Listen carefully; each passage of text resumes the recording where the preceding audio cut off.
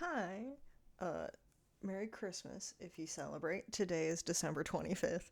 I only watched one episode of Stranger Things today, but I am reviewing Stranger Things episode 5. Titled Shock Jock, which I watched it with my sister and both of us were like, that's a weird title. We kind of get why it's called Shock. We don't understand the Jock portion, but we're like, Shock makes sense. They're shocking a Demogorgon. I really liked this episode. I thought it was really cool. I took some notes. I put them on my phone. Usually I have like the paper, but I've left my pencils downstairs on our dining room table. Um, but yeah, like I took notes on my phone, but I didn't take a whole lot. Like I was writing a lot at the beginning, and then like the farther down we got through the episode, I was just watching it because it was just really really fun.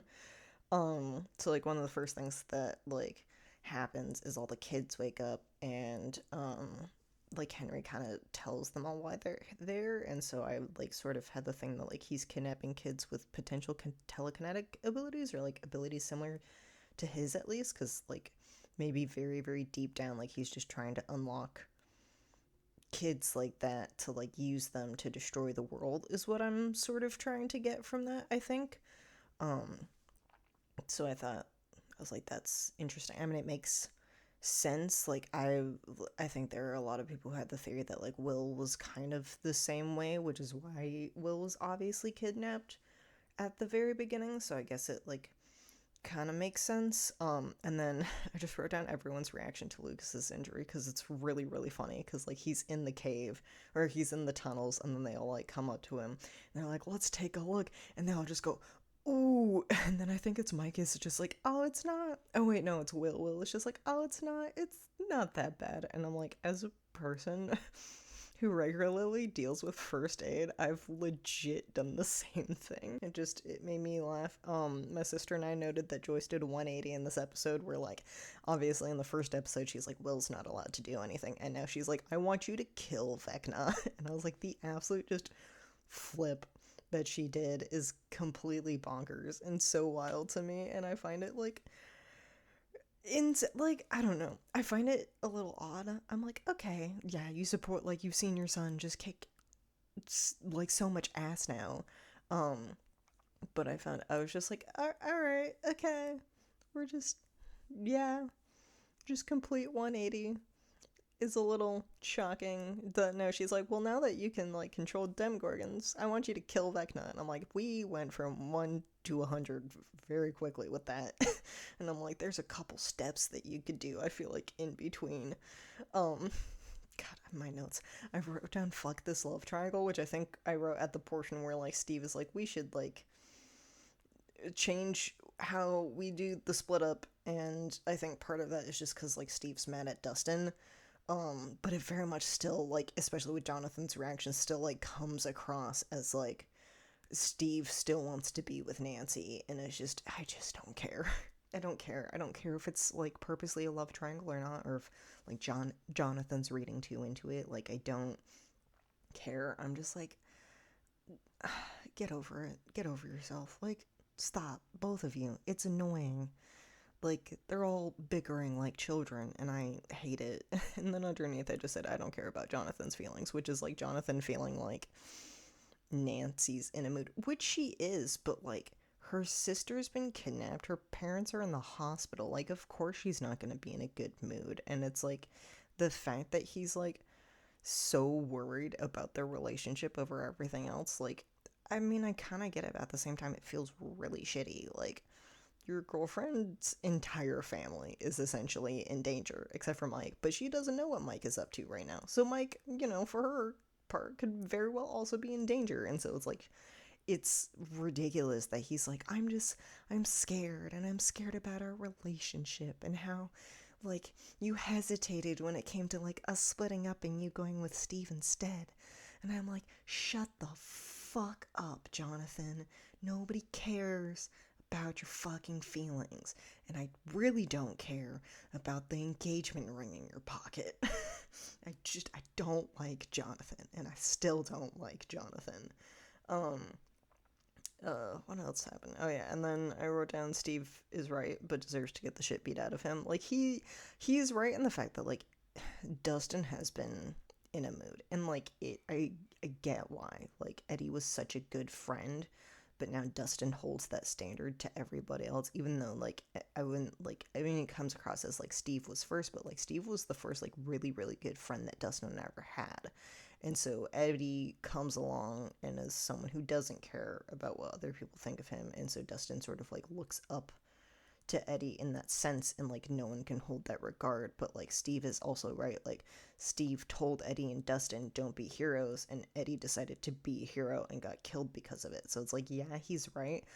And but like both my sister and I, when he said like, yeah, but like he did, like he's the reason he's dead, and both my sisters went ooh.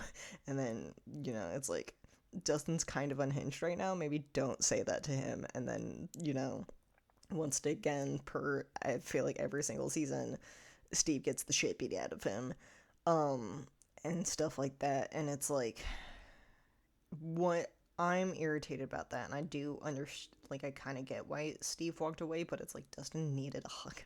Please give Dustin a hug. Dustin needs a hug.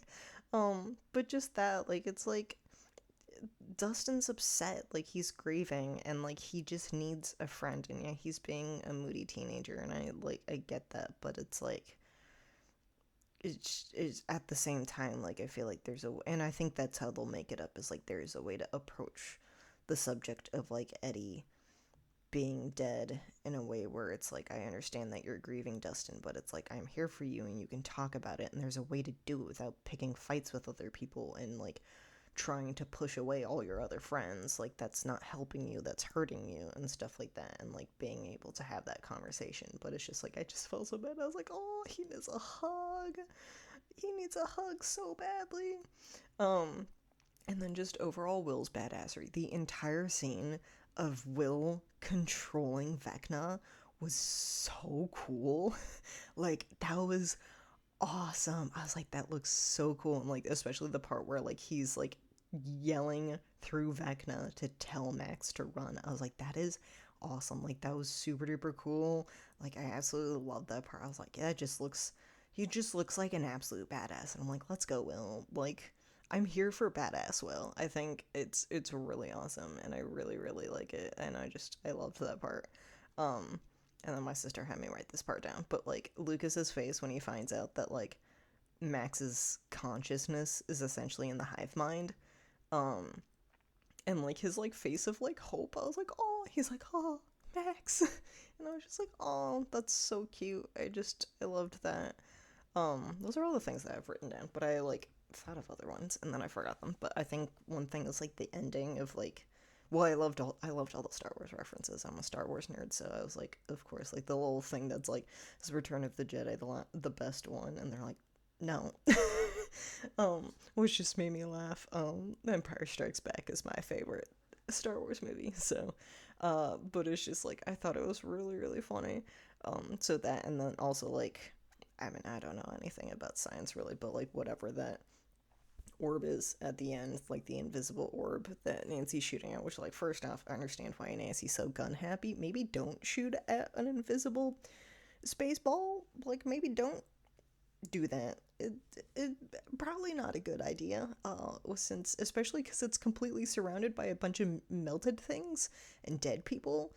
uh I don't know, that's a thought. So I'm very curious to see what's happening in the next episode with that one. Like I think that's really interesting. Oh yeah, I didn't write anything about Elle. I it's that part was interesting, but like it's very dark. Like I think that part was like insanely dark, even for Stranger Things, of like kidnapping. Like I don't know if the women were pregnant before they were kidnapped, or if they were pregnant, or if they were kidnapped and then um I don't know, they had like in vitro or anything like that. Not a science person.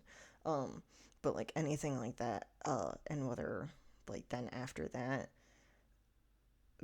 like they were kidnapped and then impregnated or something like that, but like that insanely dark thing.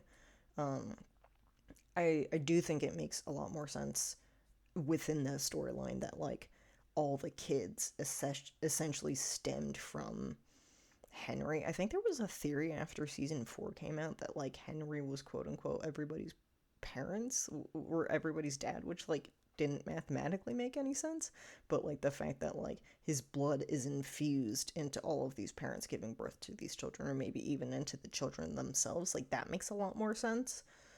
And so the fact that like the government's doing it again isn't that surprising, which makes more sense as to why they want to find Elle. Because that very much was the thing. I was like, why does Sarah Connor, like, why does Dr. K want to find Elle so badly? Like, is it to destroy Vecta? No, it's essentially to restart the project that, what was his name? Dr. Brennan? I don't remember.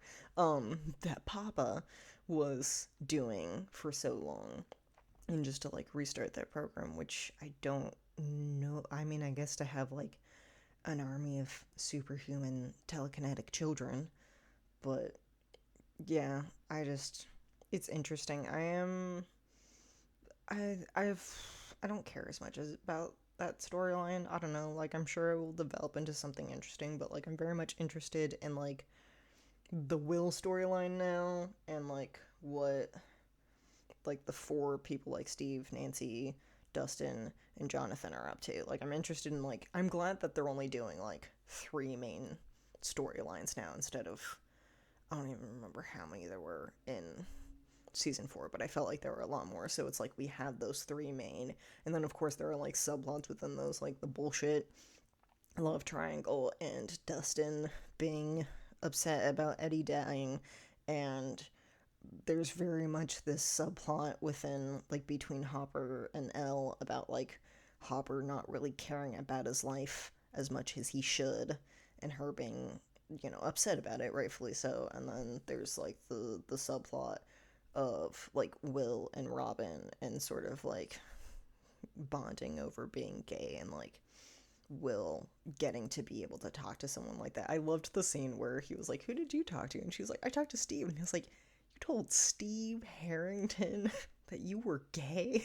That was the first person you told that you were gay." And I thought that was really funny. Um, but yeah, like I really liked that part. Like I thought it was just so cute. I love their friendship. Their friendship is adorable, especially because he's like, I want to thank you. Like you helped me through everything, like through talking. She's like, me talking, being helpful, and I was just like, I love you, Robin. I love Robin so much. She's an icon. She's a legend. I love her so much. Um, but yeah, this episode was a little bit shorter. I think. Well, actually, no. I think it was a little bit longer. I think the next one's shorter. All I know is because I was not paying attention to when these episodes came out, so I didn't know that there's like the finale doesn't come out until like New Year's Eve, I think. And it's like 2.5 hours long, and I was like, fuck that. So I'm not looking forward to having to sit for that long and watch it, but I'm gonna do it. I'm just not gonna be happy about it. Um, but yeah, like watching that, I'm just like, oh no, no. Uh, But yeah, this was I don't know. I don't have much else to talk about. I'm really tired. um it's Christmas. I'm really tired. But yeah, so this is a lot shorter than I feel like I normally talk, especially with Stranger Things. This is more like my first video when I did that. But yeah. I hope you enjoyed this video.